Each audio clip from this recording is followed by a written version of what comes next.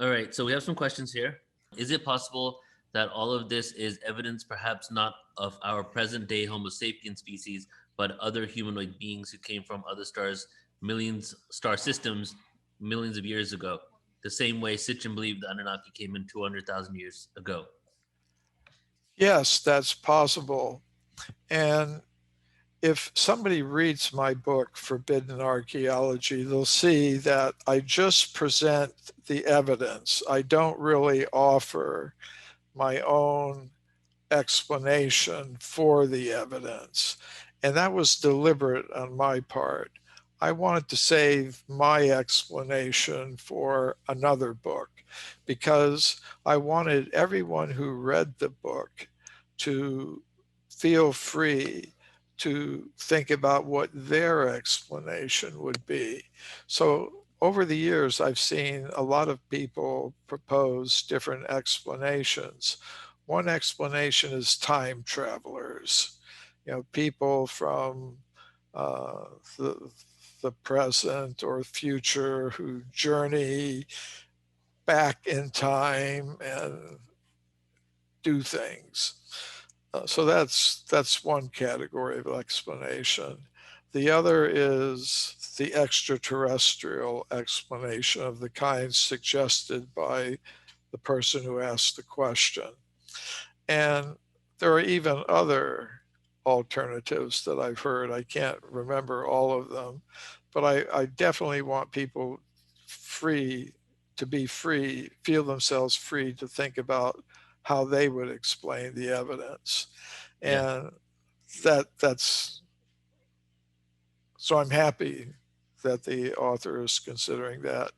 If anybody wants to see my explanation, they can have a look at my book, Human Devolution, a Vedic alternative to Darwin's theory.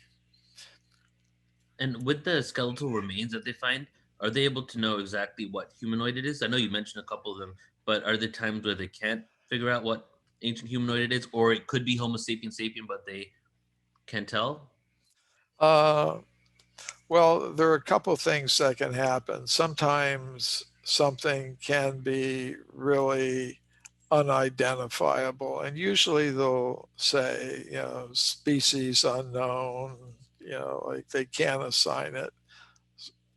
But in most cases, they've gotten so deeply into measuring these bones and not just measuring them and writing down the measurements, but doing high level statistical analyses of fragments of bones so that they're able to attribute them to any animal or human population or population of hominins like extinct alleged ancestors of the modern human type. So the problem, however, comes as I tried to show in some of the cases I mentioned right at the beginning of the presentation, where they're looking at something and with their latest high powered statistical analysis, they conclude it is human, but we can't, but they write directly in their scientific reports. This is exactly like modern Homo sapiens, but we can't call it that because of the geological age of the formation in which it was found. So, that I think is the very interesting part where they identify something as human, but then explain it away. Right. And it's said, I believe it's conventionally accepted that Homo sapiens sapiens were have been here for 200, 300,000 years, right? And then Yes, that's ho- correct. hominoids around 6 million years.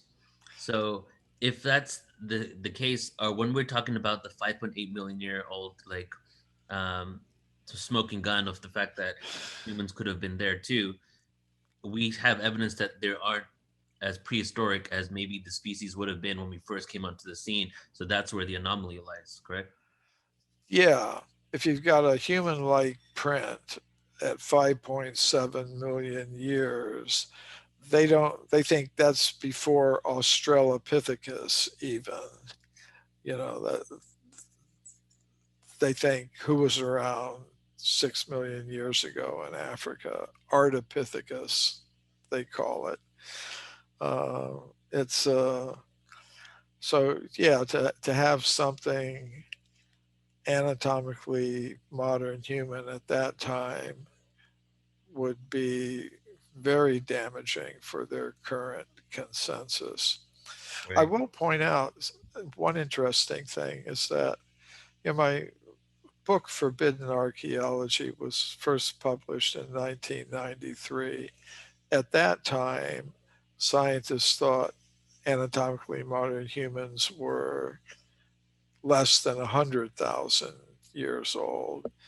Then by the 2000s, 2002, 3, 4, 5, they were beginning to think maybe 200,000 years.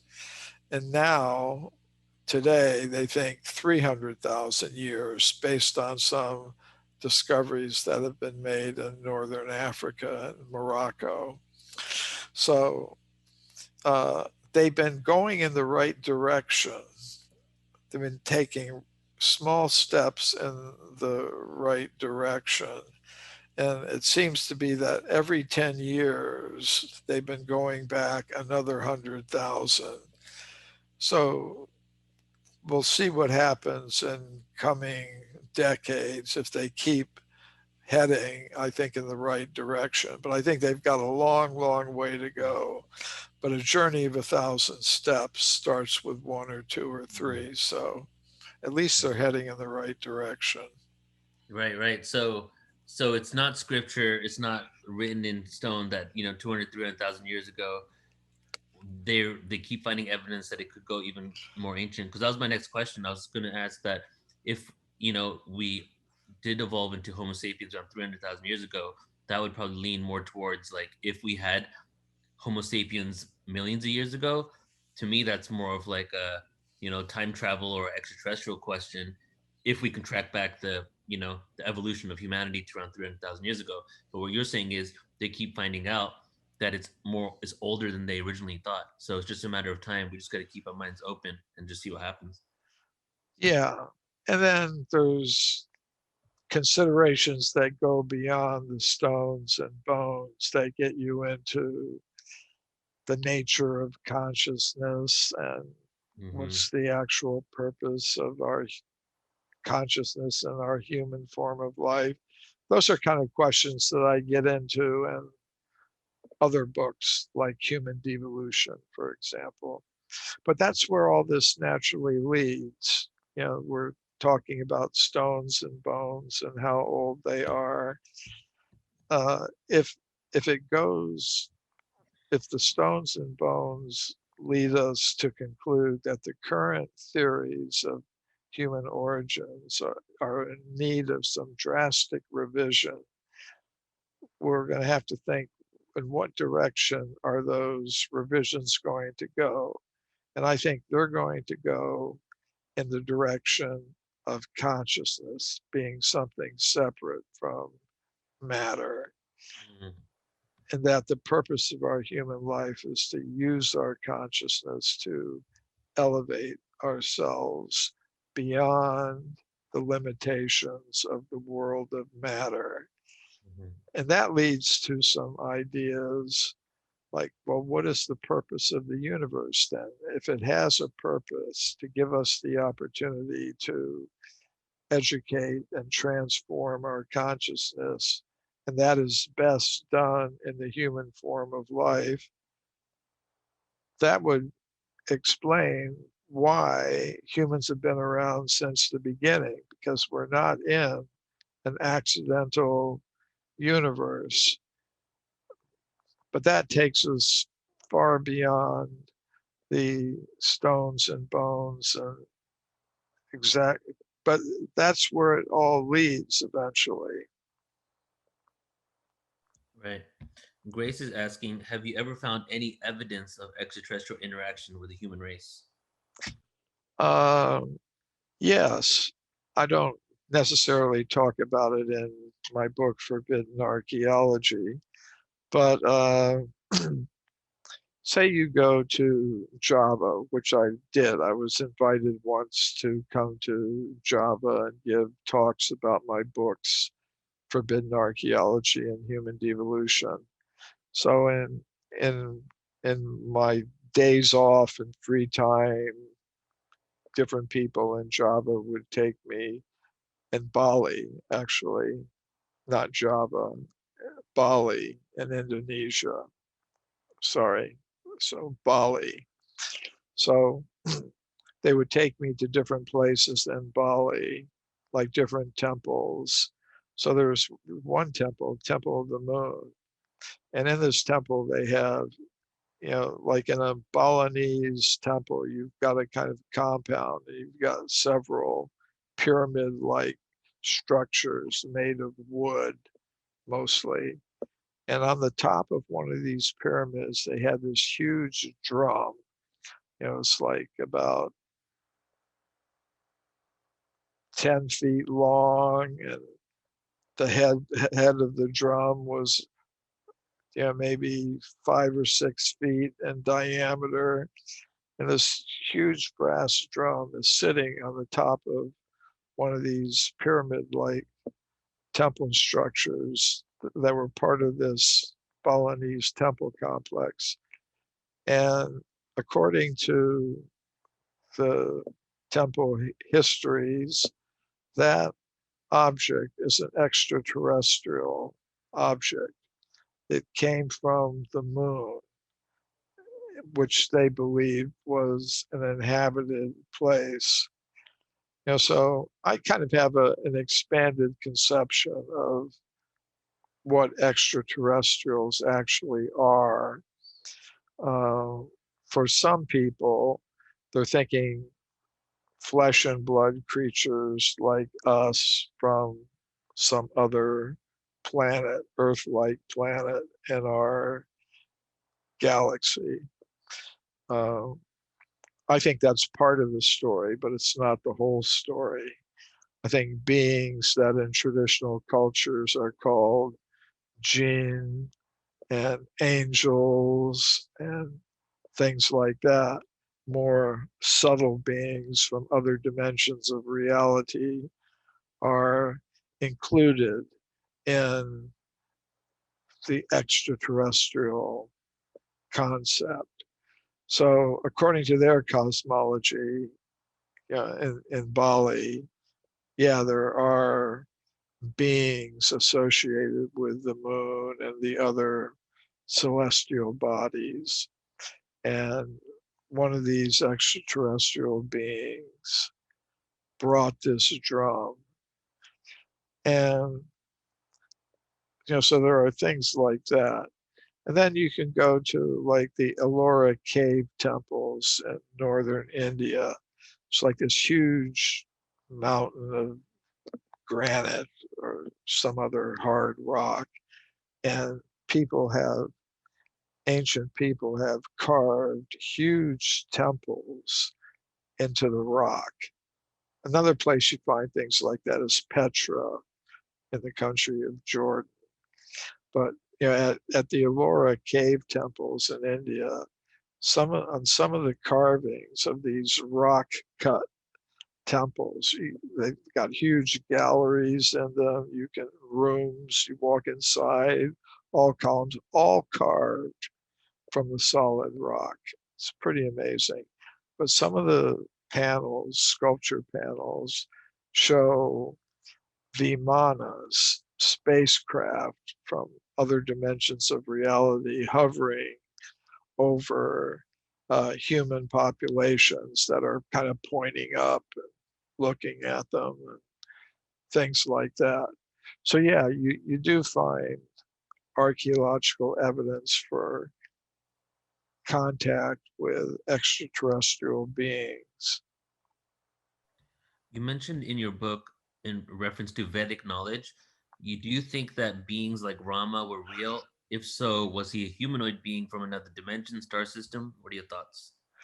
Uh, I think they are real, from, the accounts come from Vedic historical texts like the Puranas and the Itihasas, among which one of them is called the Ramayana. It's all about Ram. Uh, Ram, in terms of theology, is known as an avatar or incarnation of Vishnu, who is the supreme God of the Vedic tradition, at least according to the school of thought that I follow. So Rama illustrated the life of a member of the royal order. He was in the solar dynasty, the Surya Vamsha, and he underwent many trials in which involved battles with forces representing the forces of darkness in the universe. So some people say that Star Wars, the Star Wars series of films were inspired by uh, George Lucas and his study of ancient wisdom traditions, which speak about celestial wars between the forces of darkness and light, like the Mahabharata, the Ramayana, and other epics from ancient India. So yeah, I think it was a real personality. But there we have to perhaps expand our conception of what real is. If we take a strictly materialist view, these things may seem like fantasy or inventions. If we take a consciousness based view of the universe, then that opens up lots of new possibilities for appreciating what is real and what is and how those realities are relevant to us in our lives today. Growing up, Hindu myself, Indian Hindu, I had to go to Sunday classes and I had to learn the Bhagavad Gita and learn hymns and all that. And as I was going to all these courses and classes, I was being told different things about the antiquity of India and the information there. I was told that Vedas were written 100,000 years ago. Then I was told 10,000 years ago. And then I did my own research and, conventionally said that maybe around 1900 BC, the Vedas were written. But I'm trying to connect some dots here. So I'm just giving you this information. Is there anything that you could tell me on what you believe is the evolution of, current day India and the modern Hindu religion? Uh, yes, uh, it's any big religion is actually quite diverse. And that's why I call my book Human Devolution not the Vedic alternative to Darwin's theory, but a Vedic alternative. So within Hinduism, the Vedic tradition generally, we find there's diversity. There's also some unity. So sometimes it's said there's a principle unity and diversity, but it's diverse. If you study the Vedas very carefully, it says even right from the beginning, there are Sad Darshan, 6 darshans or ways of looking at the world, one of which is a basically atheistic, materialist, reductionist view. There are philosophers who study in that way and conclude in that way. Then there's other groups of philosophers who are more or less dedicated to a consciousness or spiritual based worldview. which is Advaita, undifferentiated, meaning everything is one. Then there are other philosophers, and I'm kind of put myself in this school, who say, yes, everything is consciousness based, but it's simultaneously one and different. So there can be, yes, we're all one in the sense that we're like each other. We're not so radically different that we can't understand or appreciate each other. Yet at the same time, we're all individuals. We're one and different simultaneously. So, there are different schools of thought, and they may have different ideas about the age of the Vedas. But if we actually look at what the Vedas themselves say, they say they're apaurushaya, which means they aren't composed at some particular point in history. It said that the Vedas are the breath of God. That means they exist before the creation of the universe, which is governed by space and time and things like that. So the Vedas ultimately come, they're not ever created or composed. They're manifested in human society at particular times, but their own nature is from a timeless, eternal realm beyond the world of matter with all its changes. Thank you. That's how I deal with it. Thank you for that. Next question here. How would you describe the seemingly constant cycles of evolution, devolution, evolution, devolution? Why can't we stay in a higher level of consciousness? Uh, we can. It just depends where we direct our attention.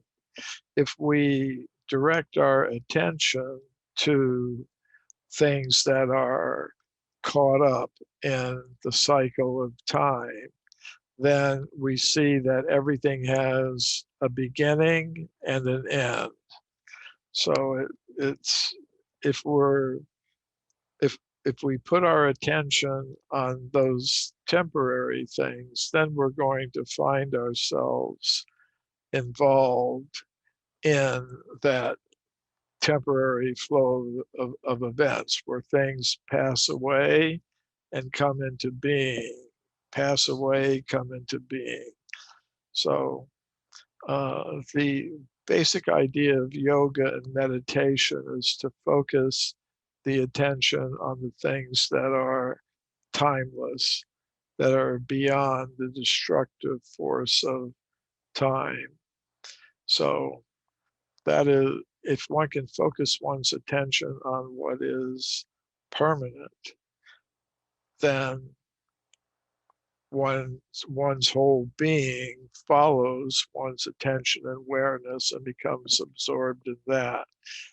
So that is the real purpose of human civilization, which has been forgotten by the dominant forces in the world today. Mhm. Are you aware of the concept of cycles within cycles? I've heard that, let's say the Kali Yuga, all the ages, Bronze Age, Silver Age, that that actually exists within the largest cycle that also has a golden age. So you can have a Kali Yuga within a golden age. You can have a Bronze Age within a golden age. Have you ever heard anything like this? Is there any truth to this? Yeah, we're getting, and this is like what I said, we start out with stones and bones and it leads to so many other things. So, yeah, uh, the school of thought that I follow says that, yes, there's a cycle of yugas, like Satya Yuga, Treta Yuga, Dwapara Yuga, Kali Yuga. Satya Yuga is an age of peace. Everyone is living very simply, very naturally. They're not divided up into different classes. Everybody is more or less equal. The opportunity for everyone to be involved in yoga and meditation is there. Everything is perfectly arranged for self-realization and consciousness elevation. And then the next stage, things get worse by, let's say, 25%. You know, in other words, people start dividing themselves up into different groups and classes. Life becomes a little more difficult. You got to do some hard labor to get the necessities of life. You have to begin processes of ritualistic religious practices, but still things are basically on the right track. And then the next stage, things get worse by 25%. And you get large scale conflicts, things like that. But still there are some forces of good, some forces of not so good. You know, just depends upon where you are.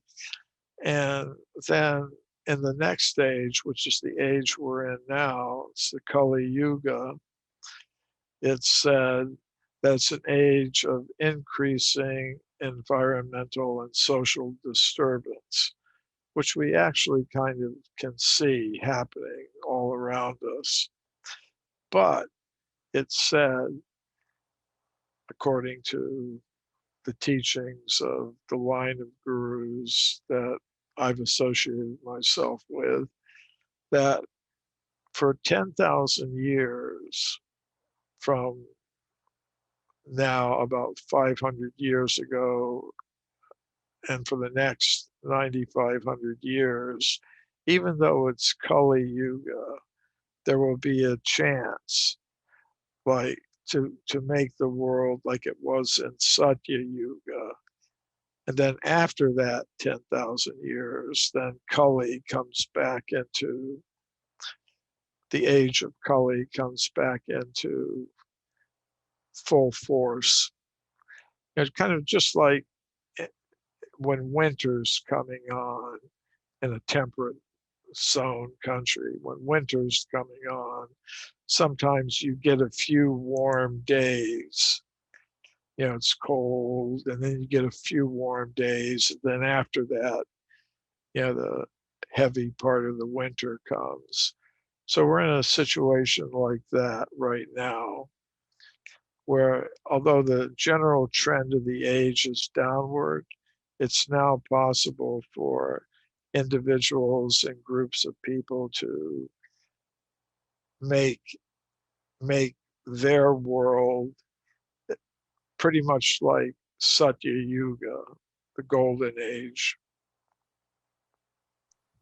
When you look at the world through these cycles and these ages, it's very hard to judge people, right? Because you're seeing, like we're saying, like more of this energy comes to the earth, and so it shows that we're a product of these cycles as well as our own collective intention. But I feel it really proves even more that the reason we're here is to experience, right? Because why else would we be going through these ages unless it was a part of the plan originally? What are your thoughts on that? Yeah. Well, I think we're I think those who were more intelligent, they've already gotten out of this cycle business. Hmm.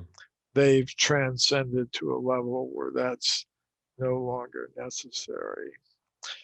Um, so I think in each age, things there's opportunities for realization, which has to be given. One has to decide to do it freely. It's not something that's going to be forced on anyone, on any particular conscious entity.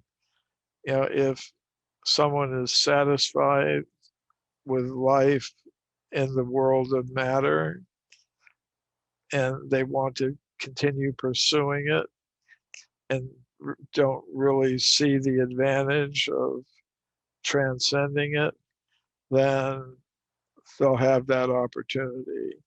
But they'll have to go through the seasonal differences of the different ages and in the cycle.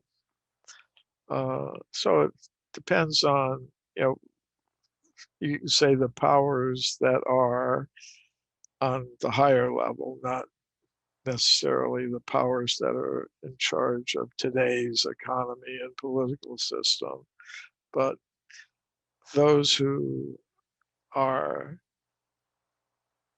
in charge on a larger level, they give every conscious self the ability to freely choose where they're going to put their energy and attention. So up to each one of us. Definitely, I resonate with that for sure. Okay, Susan is asking, do you have any information about archaeological findings in the deep digs of Antarctica ice? I've heard about such things. They're very difficult to trace to the actual source, but the actual sources, to find the individuals or scientists that have actually made the reports. And it's a little bit complicated because there are certain websites that if you look carefully at them, they say, they present themselves as news organizations, but if you carefully read their about us, you see the reports, they'll say the reports on this site are fictional, da, da, da, da, if you read the fine print. So that complicates things a little bit. But just in general, uh, Antarctica millions of years ago was free from ice and it was temperate.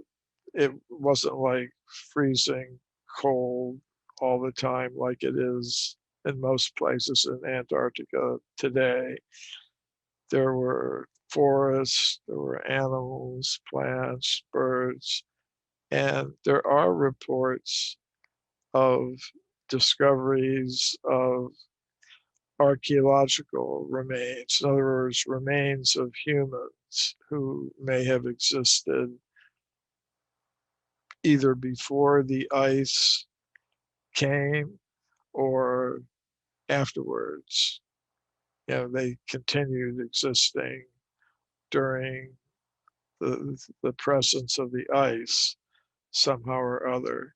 So there are reports like that, but they're very difficult to verify.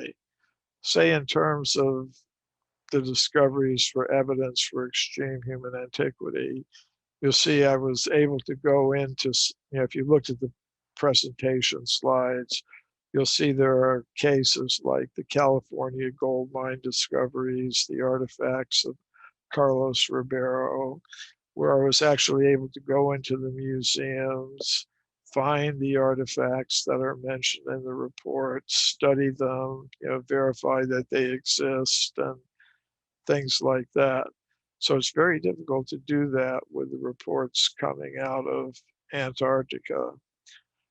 You know, just in principle, I don't have any objection to such things, but I would like myself, before I start propagating them, be able to verify at least some of them.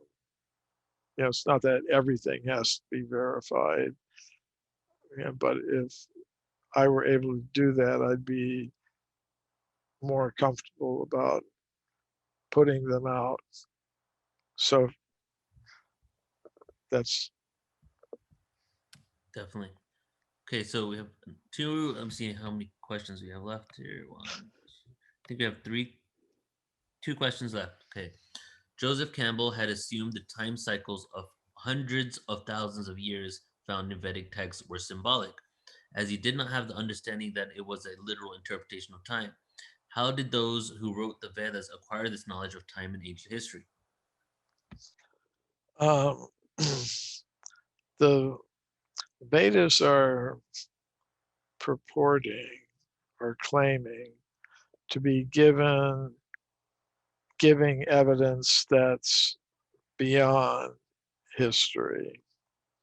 So, I mean, ultimately, that's what the claim is.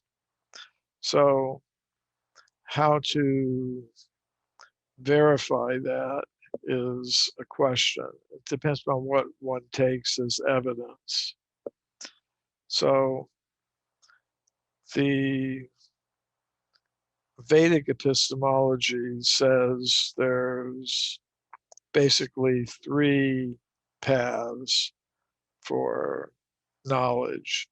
One is called pratyaksha in the ordinary sense of the word, meaning what's available to our senses. Of course, as human beings, we only live for about 100 years of our time, 100 solar years, which is not a long time. So we can't observe ourselves uh, very, a very big span of time. Like I was born in the mid 20th century. I'm now entering the last part of the life of this embodiment. And, then, so what's my experience or anybody's real experience? They can only hypothesize about the past or the future, you know, by making certain assumptions and things like that. And that making of assumptions is what's called anumana or hypothesis. If I see a tree and I assume that each ring in the tree represents a year, and I assume that somebody didn't recently make this tree, then by counting the tree rings, I can say something about how many years the tree lived. And a tree will live longer than I do, or any human will. So then making that assumption, you can say, okay, there's a larger period of time available. Then you make further assumptions about the nature of radioactivity and its presence in different minerals and what the half-lives of these radioactive elements are and different things. And then you can make assumptions about larger uh, periods of time. But that's always going to change, based on who's making the assumptions and what conclusions they come to. That's why if you study the scientific ideas about history and time, how old the universe is, it's always changing. You look over the past several hundred years at the estimates for the age of the universe, ranging from 5,000 years to they now say about 13.5 billion. 50 years from now, they'll have a different idea. So then the third source of knowledge, according to the Vedic epistemology, is called the Shabda Praman, means the testimony of reliable witness. So this assumes, again, that there is a supreme conscious intelligent being who has set up the whole system and will know everything about the system that has been set up.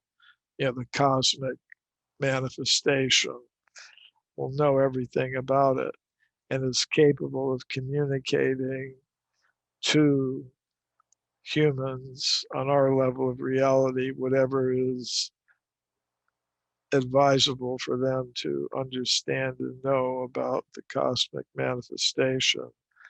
So it is from that source that we get the information about the time cycles. And so it's from a different source of knowledge than, say, Professor Campbell was applying. So, Thank you. Okay, we have here another question from Grace. Have you researched the presence of giant skeletons found in many places on the Earth? And if so, what do you think their origins are? uh, yes, I'm aware of that. And there we run into the same problem that we encounter with the evidence for archaeological discoveries beneath the ice caps in Antarctica, namely that although many credible reports are there of the presence of giants, it is very difficult to verify them. I mean, personally, on the basis of the Vedic histories, I accept the presence of giants, by which I mean large-sized human beings.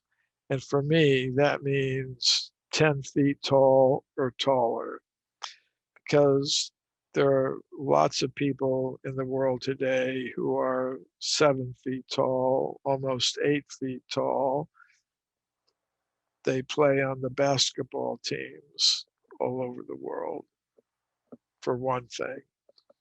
Uh, and there are even a few people 8 feet tall. I think there's one person living today from Mongolia, 9 feet tall, but there's nobody 10 feet tall or taller.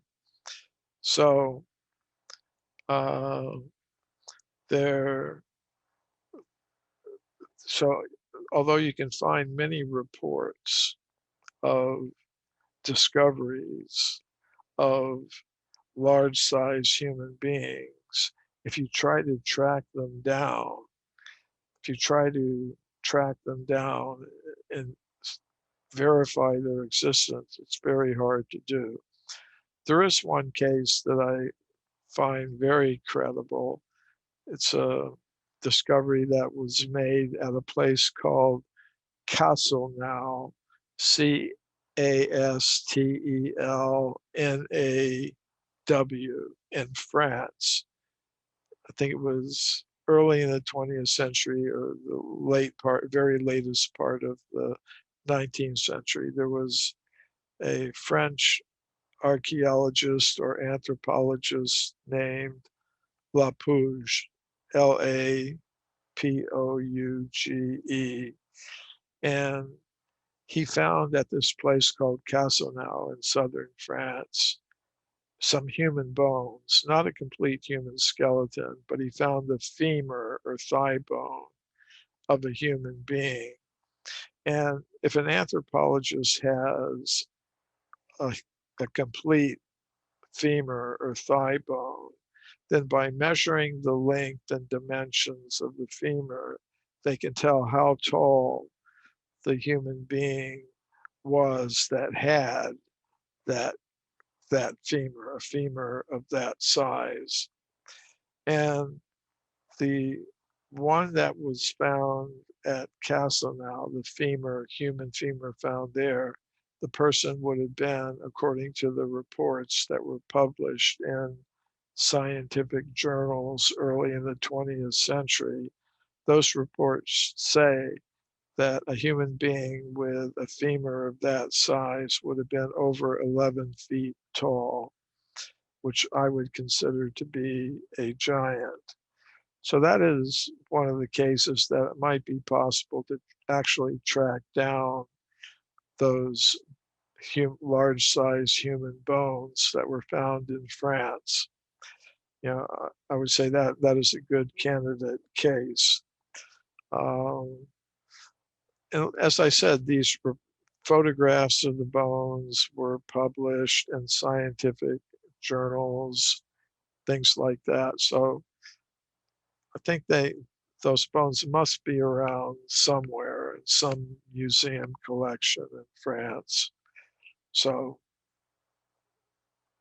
yes, I accept giants existed. The Vedic texts talk about these things, but I would just like to see somebody verify at least a couple of these discoveries, and that'll add credibility to the many other reports of such discoveries. Beautiful. Michael, that's all the questions we have. Thank you so much for Thank you. being here. Thank you for your work and truly inspiring not only many people I know, but inspiring me for throughout the years. I'm just really honored to have had you on this platform, and I'm excited to see what you're going to come up with next. Great.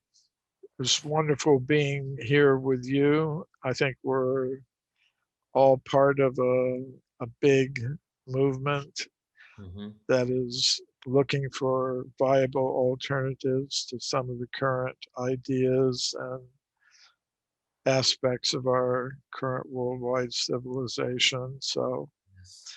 good to be with you. Thank you for providing such a nice platform for myself and other researchers, and for facilitating the involvement of so many others who are interested in these topics. It's can't do it alone. Yeah. Yeah, we got to do this together. And it truly Yeah, is the greatest story ever told. It's the story of how where every other story came from, how we got here in the first place, you know? yeah, and I don't claim to have a monopoly on truth, but I'm just No. throwing in my 2 cents, and if anybody finds it of value, they can take it up and incorporate it into their thoughts. So thanks again, Neil. And thanks Thank you, Michael. everyone for listening to a few words about forbidden archaeology and other topics. Thank you, Michael. Take care, brother. We'll be in touch soon. Okay, bye bye.